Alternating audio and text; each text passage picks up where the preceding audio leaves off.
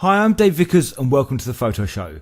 It looks like 2020 is going to be the year for camera releases, with Canon and Nikon already announcing models this year. It's now Fujifilm's turn to jump into the fray with the announcement of the launch of the new XT-4. Now the XT-4 is a replacement for the XT-3, which was first released in 2018.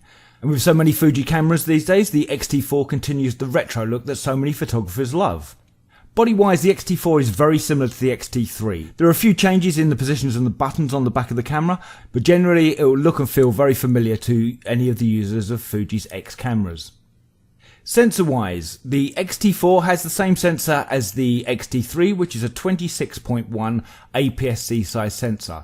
And this sensor has been renowned for getting beautiful JPEGs and wonderful colours, so I think it's a case of if it's not broke, don't try to fix it. Fuji have also coupled this with their latest X Processor 4. One of the other changes from the XT3 is the XT4 now has a wider grip on the front, making it easier to hold and handle, especially when you're using longer lenses.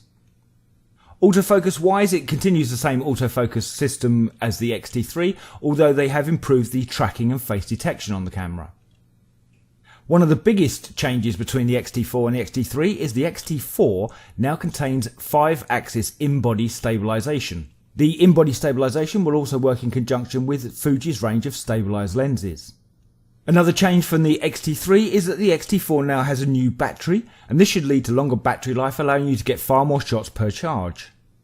The electronic viewfinder on the XT4 is very similar to the XT3 as well. It's a 3.6 million dot electronic viewfinder. On the rear of the XT4 is a fully articulating touchscreen, something which wasn't available on the XT3, but I think a lot of videographers and vloggers really wanted a fully articulated touchscreen on the new camera. Shutter speed, the XT4 will shoot 15 frames per second with a mechanical shutter. The XT4 also features Fuji's famous film simulations, and this time they've added a new film simulation, the ETERNA BLEECH bypass.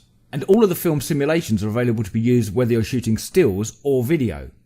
Speaking of video, the XT4 will shoot 4K video at up to 60 frames per second and 1080 video at up to 240 frames per second, giving you some fantastic slow motion options.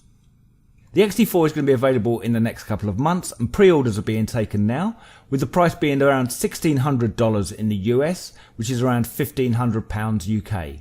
So there we go, that concludes our look at the latest offering from Fujifilm, the XT4.